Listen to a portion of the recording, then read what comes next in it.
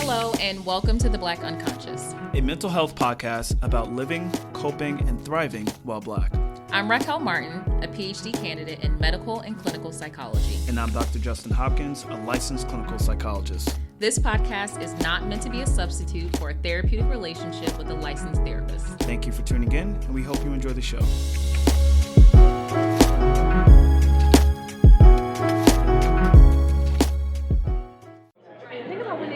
Hey everybody, so we are back again. This morning has been powerful. I know I've walked away with some amazing content. I bet you have too. So we're not done yet.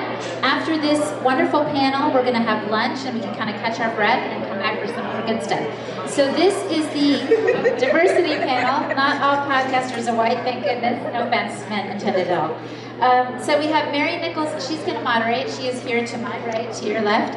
She is the founder of the Fusebox Radio broadcast. She is also known as DJ Fusion. She is a DJ, and she recently did some music supervision for an audio drama called Jupiter Saloon. So she's got a lot going on. She's amazing. Then we have on the far end Raquel Martin. She is a child therapist. She is also a twin. And she says that her older sister came out first, beat her by a minute, and doesn't let her forget it, of course. And then last but not least is Dr. Justin Hopkins. He is also a clinical psychologist, and his recent little quirky fact is that he has a small addiction to pad thai. He says he just can't get enough of pad thai. Which I get you. I totally get you on that. All right, so take it away. Let's give them a hand as they get started, everybody. Well, definitely thank you for the dope intro and for being back here for DC Podfest. We're blessed to have this be the fourth year in a row folks are doing this diversity panel. And it's definitely cool to have that acknowledged because even now with the growth of podcasting, sometimes people just are like, oh my God, you know, not to be stereotypical, but everybody's not, you know, a white guy or a white woman. Everything is not Serial or some other type of particular podcast. So we're definitely glad to be out here to show that there are multiple facets of people expressing themselves within this particular independent media space. And on that level, let's just start off with the first question. What had y'all decide to go ahead and start off y'all's podcast? You want to start? Oh, cool. Okay, ladies first. Okay, so we decided to start because I work in mental health, child and adolescent mental health. I also do work with groups and families. And a lot of the work I do can be like a psychoeducation piece, just kind of just letting parents know what's normal regarding anxiety and depression in children. And a lot of that can kind of help parents just to start off with. So I felt like a lot of parents had a complaint that they didn't think many clinicians were approachable because they didn't look like them, and I was just like, I totally get that because there aren't that many of us. Justin's actually like a unicorn because there are like no black male psychologists out there. Like it took me forever to find him. So I thought it would be helpful if we could just reach out to people in a way that's on their level, just audio, and break down the iron curtain of like clinicians look like you, like will talk like you, and you know we can still help, and there are educated individuals who can help you. Absolutely. I think similarly, you know, Raquel actually came up with this idea. And then, You're on. You need to speak up. It's not okay. Yeah, so Raquel actually had the idea for the podcast, and she literally just tracked me down, just kind of cold Googled me. Textbook ex-stalker stuff, just like deep web, just finding like, finding people. She just found me. I had LinkedIn messages that I hadn't seen and a voicemail, and what she wanted to do is, she wanted to have a podcast about mental health that featured a man of color and a woman of color, and that's not something that is out there on many other platforms. And so I was absolutely down with the project, and for me, there's a lot of stigma around mental health. We're in a moment in today's society where that stigma is declining. If you have a mind, you do have mental health, and if you don't tend to your mental health, then you will have to tend to mental illness. And so it was really important for us to like get our voices out there. There's a lot of misinformation out there about mental health. There are a lot of people who are kind of coming into the movement of mental health and are really passionate about it. But also we wanted to show our faces as well and to kind of diversify the topic and to speak to our individual communities and other communities of color and all people who are interested in mental health, just to kind of show that if you are a human and you are living and you are breathing, then mental health is an important topic for you. And so we just wanted to do more to kind of reach other communities, to normalize the topic, to show our face and say, hey, we're fairly normal people. We practice mental health. We're approachable, and there's certain topics that we can speak to because of our education to give people insight over the airwaves when they're not going to make it into our consulting rooms. Yeah, and there's a balance too, because we also didn't want anything that was too stuffy. I listen to some podcasts, and I know I want to learn stuff every day, but like we can also like take it down a notch and just chill. So I also, well, like you always get an education piece, but you also get like just conversational. Just like one episode is about relationships, the other episode is like what is going on with Kanye West. Like it's just a balance because it's really intense. Like we deal with trauma every single day. There's plenty of research that just being a minority, just being in the otherness aspect is stressful. So we wanted to talk about mental health, but we also wanted it to be approachable because I think a lot of times you don't go to clinicians because you think they're just going to be like boring. They're not going to understand you. Weird, like really long-winded, and we're long-winded anyway. But like we can also make it a balance, and then there's like laughs in the episode too. It's just not like gonna bring you down. It's not trauma every episode. Like you can chill out and talk about mental health and laugh at the fact that like I just had a bit of a breakdown. I kind of need to chill out, have some self-care because it's realistic. Like at one point you could have your mental health could be amazing on Monday, by Saturday like you starting to see sounds. Like that's what happens. So we like to make it more approachable to understand that like everyone struggles with mental health. We talk about like our stuff sometimes too. Well, that was something I definitely like when I sat down and I checked out the podcast. I'm just there like, sometimes you'll see certain topics, you almost kind of do your own stereotyping, which, I think is a big thing in terms of when people look at adversity. Even at times, people look at adversity as more of a surface thing than that there's actually different opinions, trains of thought, and so forth. So y'all have in that aspect with, and as podcasters, announce what y'all's podcast name is? Sure. Oh, yeah. So it's called The Black Unconscious. And add that on, guys. the un is in parentheses, so it speaks to both the conscious and the unconscious mind. So every human being has a conscious, things that we know about ourselves, and we have an unconscious, which is much vaster, that dictates our behaviors, our desires, our feelings on a daily basis, moment to moment. And those are things that we don't even know. Yeah. So the biggest metaphor, illustrative metaphor for this is when you see an iceberg, right? The tip of the iceberg isn't what sunk the Titanic. It was that huge mass underneath the water. Mm-hmm. That huge mass underneath is our unconscious. And so the type of therapy that we both practice, Raquel, we practice different forms of therapy. Yeah, I'm more problem-oriented because I'm working with teens. Right, yeah, symptom focus. I'm really just trying to get y'all to chill, stop like cussing out your parents. Like, can we just be a nice person?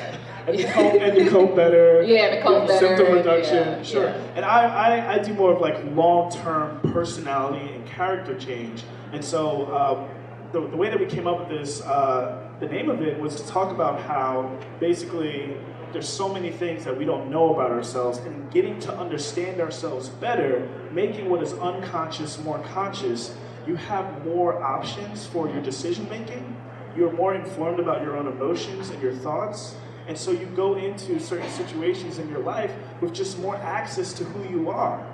And it allows you to make better decisions. You have more autonomy at your disposal. And so it's all about living a more fulfilling life. And so we speak to both conscious and unconscious aspects of mental health throughout our podcast, while also talking about things that are in mainstream culture. And so that's one of the things that I think is unique about what we try to create. We both give you the education, but we also we also apply it to like mainstream things, like Raquel had mentioned, talking about Kanye West and his mental illness. That's so right.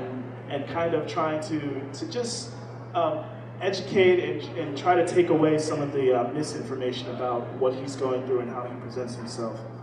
And, when I listen to y'all's podcast, because I can listen to the academic dry stuff, and there's times that's cool, and there's times you're like, okay, I'm kind of over it. So being able to see that you could contribute that voice along with all the things people would assume that you would like at best want to have in terms of like the degrees and so forth was definitely awesome.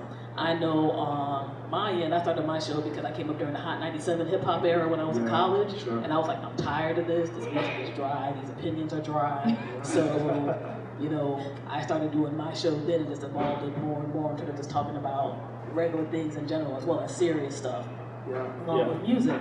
And with that, I think one of the things that has been great about podcasting and just getting multiple voices out there is that you can be the person that you are, and that you'll actually have people who, they're not necessarily wanting to listen to you in the real world, quote unquote, they'll listen to you via their phones or MP3s or whatever else. Now, we were talking earlier before this podcast, and y'all are relatively recent in the podcast space. And with that, and you touched briefly on why you decided to get involved with doing podcasting.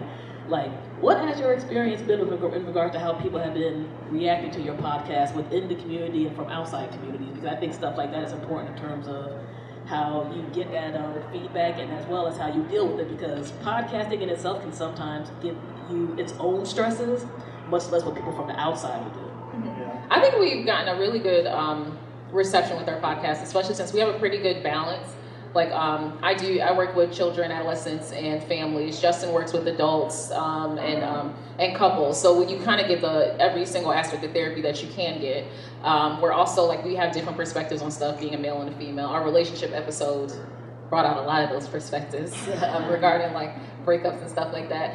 And it's also the fact that we can have a discourse and talk about it from just the normal person level and then also the educated level. Sometimes I'll be all right, so what's the Dr. Hopkins what's the Dr. Hopkins answer? But also what's the Justin answer? What's your answer just as a black man, not all educated, been in school forever? How would you answer this question? So we can kind of break it down. And you don't have to disagree and kind of argue and stuff like that. We just understand, we embrace each other's perspectives. We're both educated, Justin.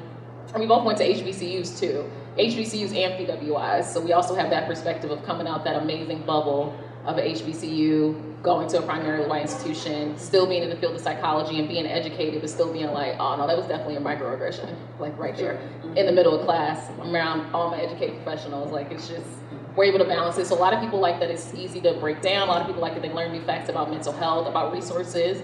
We also talk about the resources available for children and for family therapy. And we also plug in other podcasts that are amazing to talk about things that you can listen to. If you like listening to us, we listen to these other ones too. Yeah, I think our feedback has been pretty good. We've been really appreciating it and surprised at how many people have reached out to us. There is not a week that goes by where we have someone shooting us a DM, just asking about maybe a resource or if they could get some sort of opinion on something related to mental health. I think for me and Raquel, I think you would probably agree to some extent as well that I think it's all you can't talk about mental health from a person of color's perspective without also talking about race and oppression and systems of power. Especially now. You can't. There's no way to do it, right? So our first episode of season 2 was about how the freedoms of black people are often restricted because white people are often uncomfortable. Or people in power, because it's people in power as a whole. Right. And that's not always just white people. Right. There's blackness is threatening, in other words. It's perceived as threatening. So we talk about that and how how the psychology of a person of color in some ways does develop with being conscious of the fact that there are other people who have power that you don't have that are looking at you and judging you a particular way. We have episodes where we've talked about oppression and depression 101, how feeling oppressed leads to depression. And so those topics are not going to be for everybody, right? Not everyone is going to hear that and say I really enjoy this. This is for me. I like this. And so that is a line that I think I won't say that we toe, we cross, and we cross it with an intentionality, knowing that there are people that need to get our message that otherwise would not if we were not saying it. So I work for Georgetown Law, but I also have my own private practice. And so for me, it is a business decision to talk about the kind of things that I talk about, knowing that not everyone is gonna enjoy it, or people might take it the wrong way, and we're trained to, I like to say we are literally trained to love everybody, right? I heard that. In session. We're trained to be receptive in session and not judge people. I don't know about love. Love is such a strong word. How about trained to understand it? Yeah, we're trained to understand. That's probably a better way to put it, right? But Yeah. if you understand someone, I do believe that you can empathize to a degree where you have some sort of positive affection for them. Mm-hmm. If you really understand where someone's coming from, and I've worked with people who have views that are not in my favor. If you know what I mean, I've worked with people, and it doesn't impede the work; it just kind of opens up the work. And so even though like we are trained to understand everyone and to empathize with just about any walk of life, we do realize that not everyone is going to appreciate the kind of message that we share, the kind of things that we dive into. And that is something that we're mindful of. But so far our feedback has been good. We've had people engage us. We have people of all walks of life ask like how should they deal with people of other ethnicities and color, some tips for like how do you better relate to otherness. And so that's those kind of dialogues we really like. Okay, because I know with myself, it's been a 20-year broadcasting journey for me, so I had to kind of get That is evolved amazing. to that point. It's good and it's frightening at the same time. I had my mom like, you could have had a grandbaby by now, so I'd have Oh to my to the God. side. It always escalates with parents so quickly. Like, always. it's like, it's not that Just they're like, job. you've been married to your podcast. When can you go on these networking events and get a man? I'm like, oh God, let me just walk away. But I think y'all brought up some really good aspects through your podcast experience that can be applied with diversity in podcasting in general, right? Because you're going to get times where you're going to get pushback from people. Like, you'll have people who be there like, this is great, this is cool, and you'll have some people who are just there like, let me tell you why everything you're doing is wrong, and this, that, and the third. And I think, you know, you guys almost have like, you guys literally have the job where you're like, okay, I have to be able to absorb this feedback and try to process it and push things back out, because let's face it, we're in a world where everybody is not going to agree with you. You know, things aren't going to be on the level. That can include people who are within your own communities. Yeah. Since I know with myself and my podcast that I do, sometimes we get people very upset with some of the things we're talking about, because I also have a male co-host. So we'll have relationship talks, we'll have people yell at us on both sides, where they're like, they'll yell at him for being too soft, they'll yell at me for either being too understanding for dude's opinion, or just like a female, or whatever. It's just they're like, all right. And which you say, which means I'm amazing, because females are awesome. Yeah, you always have. That's how you reframe that. Yeah, I'm saying, so you always have like certain things with that. And I think for people, sometimes they look at diversity in terms of like, that means that their voices aren't going to be heard, or that people are going to try to push away their voice. Like, and I think this is cool because, again, y'all literally have professional experience, and I think this could help out all of our podcasters here. Like, what are some of the best ways you guys think that people can deal with like that type of pushback and feedback, while at the same time being encouraged to still continue doing their podcast and, you know, keeping their voice and stuff out there? Because I'm of the opinion that podcasting is literally one of the few media forms left that we can all express ourselves.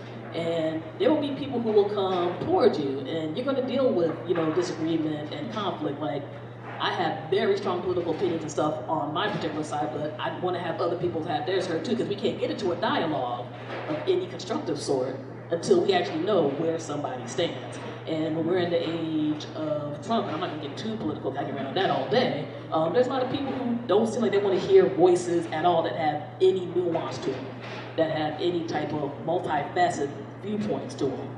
Like, in other words, just with the stress of podcasting that can happen regularly, much less from feedback from other folks, like, how would you tell folks to like be like, okay, you know, just keep on keeping on, here's some ways to kind of, you know, calm down, de-escalate yourself, while at the same token still doing what you need to do as an independent media creator? Yeah, thank you. So I think, well, this is kind of like speaking from my personal perspective. I think it's just really, really, really important that you are clear and you're confident in your convictions about your messaging and what it is that you believe. Not so clear and confident that you are a brick wall and not taking in any feedback, right? You don't want to be a complete sponge, but you also don't want to be like a brick wall and just not listen to other voices and hear some feedback, because we all can grow, we all can learn. There are all things that we can do a little bit better. But I think it's important to be able to discern, like, when is it noise and when is it constructive? Like, when is the feedback that you're getting actually antithetical to what you believe and the message that you're trying to share and the intentionality behind the things that you say on air, versus when is this coming from a place of, wow, I can actually see what they're saying. This has some validity. It's not contrasting my creed or what I believe as a creative as much as it is just kind of expanding and trying to create more nuance and trying to help me to look at something. So I think it's a hard thing to do. But self-reflection, I think, is key here. And just thinking about like what it is that you're trying to deliver, who it is that's delivering the feedback, how they're delivering the feedback, and if it strikes you as something that's just completely against your core, or if it's something that you feel like could actually expand your work and make you a better podcaster. Yes, that's a good clinician. So I'm not going to do a clinician answer. So I'm going to do a normal answer. So that's a good clinician answer. So one, it depends on what your podcast is about, because certain things are just facts. So like a lot of the stuff that we talk about research studies that have been done with minorities. We talk about past and present things. Like I work at Hopkins, so Hopkins stuff comes up all the time. So certain things are just published facts. So if you have someone who's kind of negating facts, it's kind of like, oh, okay, well, I mean, the citation is here though. So I'm not really going to argue with that. And also, I just come from a perspective just with dealing with mental health and talking to a lot of people about mental health.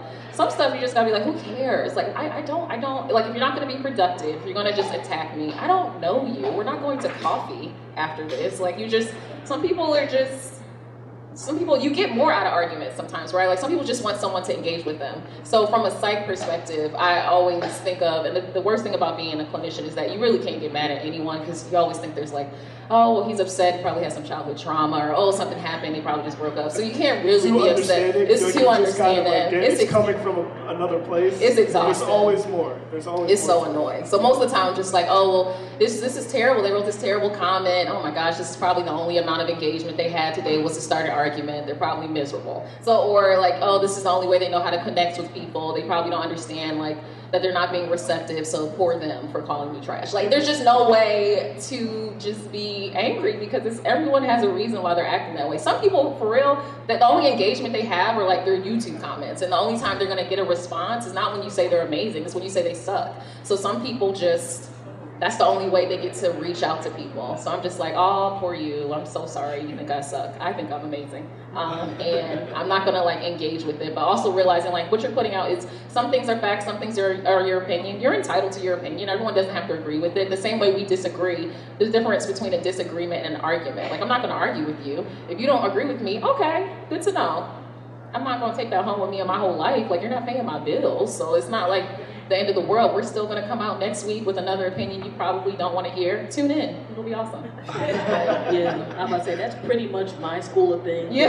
There's going to be times where it's like, okay, maybe the audio wasn't this way, or wow, that was something that we didn't know, so we can like, update that in a future show. Mm-hmm. But there's going to be definitely the people, especially in the social media age, who are just going to be mad just to be mad. Yeah, some people just mad. And you just got to be there like, you know what, okay, well, I don't like whatever. Well, he gave me a download for my stats, so thank you. I appreciate that. Right. Like Raquel was saying, like, I do think like being psychologists, like, yeah, you do tell yourself like empathic stories. It's exhausting. But I like of reasons why like people do some of the things that they do, because when you get to know someone well enough, you know there's something softer behind an action. But at the same time, I reserve the right to be angry and to not let you like take up space in my mind. Because that's. And I feel like that is important, actually, that you can sometimes be angry and just decide like, this is not for me. I don't have to listen to this or take it in. And again, like if it's something about like your feed, like the audio, or technically like how things are being heard or received. Like we have people sometimes say like, hey, actually this episode was this number. Thank you so much for telling me that. I really appreciate it. Let me fix that right away. Yeah, like so somebody said like, oh, your gains in the beginning suck. I was like, cool. How do we fix that? And then they told us how to fix it. So we could have been like, you suck. But they were just like, okay, well, I mean, we just started this, so can you tell us how to fix it? And then we fixed it. So it's like, cool. Is there any way to correct it? Yes, I think sometimes we can get caught up in terms of more the negative side of things than the good that is being done. Because there are times we'll get some stuff, I'm just here like, well, dang, I just wasted my whole damn week doing this thing. People get like another bit of feedback where it's just there like, thank you for having this, or talking about this, or playing this, or it just like kept me focused during the 9 to 5 when it was crazy or whatever. We're just like, okay, well, word, that's cool.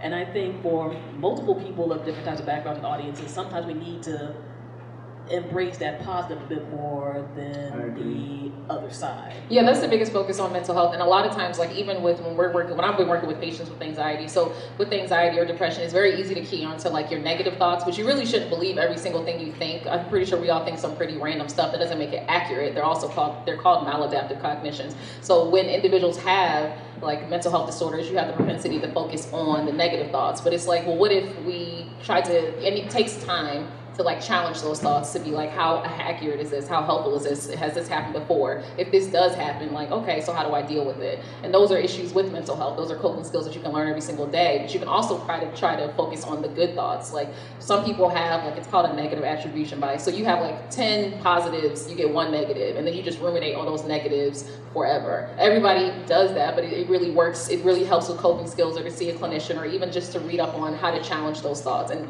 with me, when crazy stuff comes up, I'm like, is this helpful?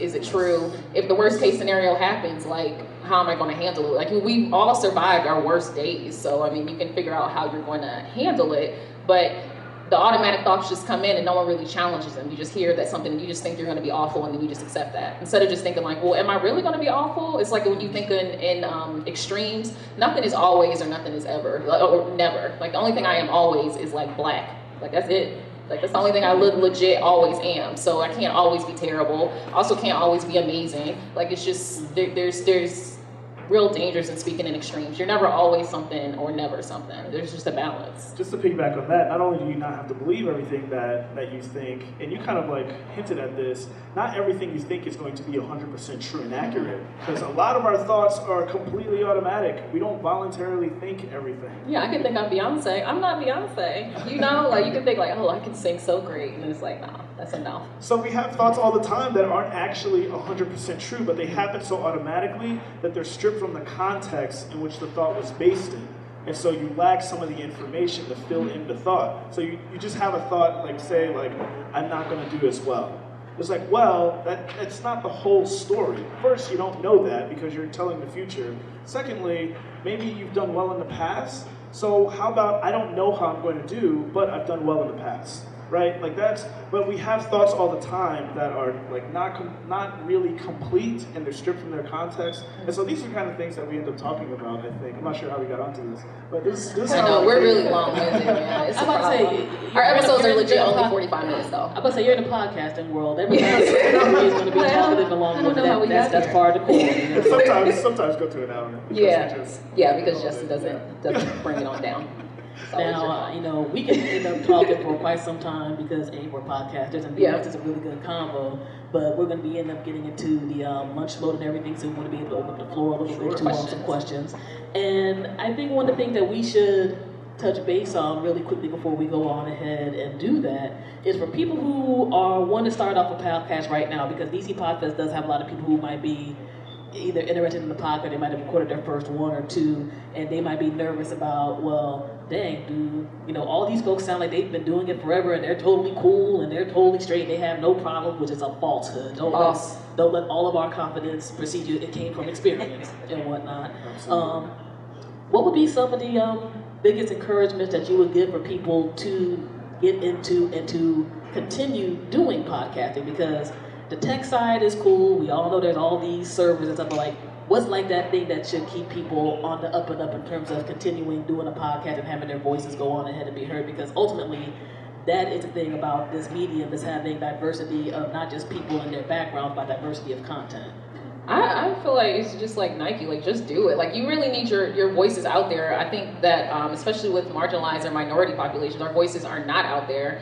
And as someone who works with children or works with adolescents, like representation really, really matters when it comes to development of anyone getting into a career system. Like think about how many people think that they can be like the president now just because they saw a black man, or that picture of the little boy who just wanted to know if Barack Obama's hair felt like his. Like I feel like there need to be more voices out here, diversity wise, like racial diversity and even education diversity. Like we're come from an education aspect, but educated aspect, most of the stuff we say is just random like conversation about stuff. Or also just like with sexual orientation, like there needs to be more voices out there because a lot of people don't feel connected. Like when I'm working with patients, a lot of people feel like no one understands them. And I'll have like 10 patients and they're all going through the same thing and I'm like, man, I wish I could introduce you. That's unethical though. But like it's just so many people feel isolated and alone. Like that's the issue.